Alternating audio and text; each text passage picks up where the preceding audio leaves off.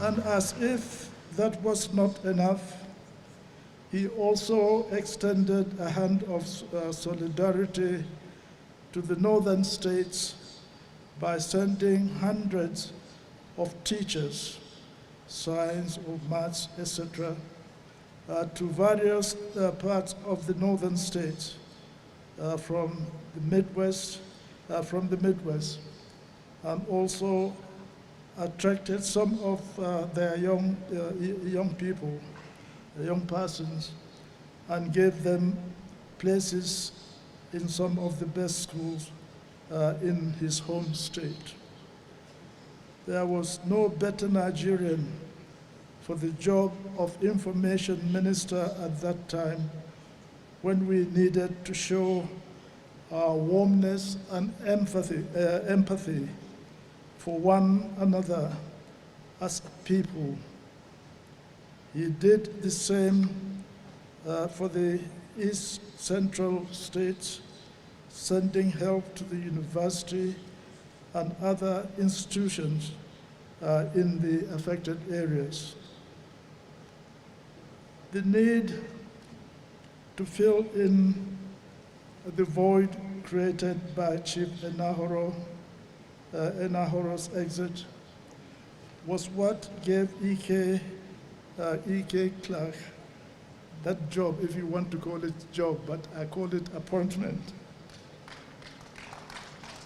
of minister in the government which I headed. He became my confidant and the voice of the government, fearlessly defending the government and projecting its image. I found comfort in discussing government and other issues with EK, but we do it most amicably. I can assure you I never had any difficulty or argument with him. It was most amicable and respectfully done. However, considering his strong personality, there were, of course, times that he would vehemently disagree with his colleagues, commissioners, and military officers, and worked hard to convince them of why his own position is better than theirs. He was helpful not only in explaining government policies and programs, and in the effort to rebuild our unity in the country.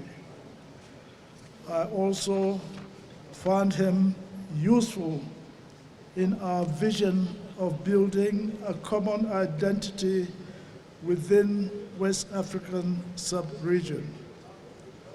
I therefore found his personality and persuasive skills an asset in visiting various West African countries to canvass the need for us to have a common sub-regional body, which today is known as ECOWAS.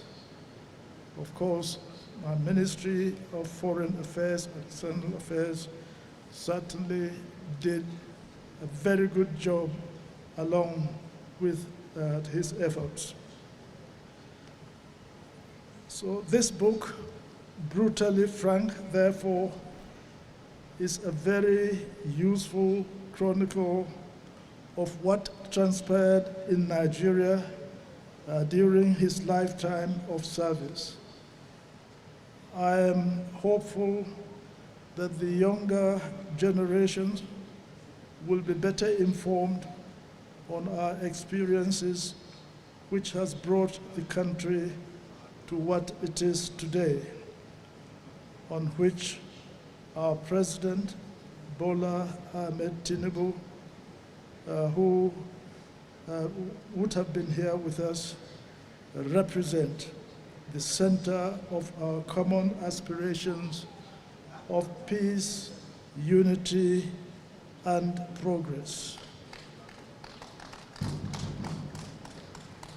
I and my family sincerely congratulate Chief E.K. Clark for his age and for the energy at his age to produce this monumental work. And I call on Mr. President and every other person and Nigerians, especially Nigerians of our age, of our generation, age and generation, to equally follow this path to put together their recollection. I once more want to welcome you all and thank you for honoring the invitation to this grand occasion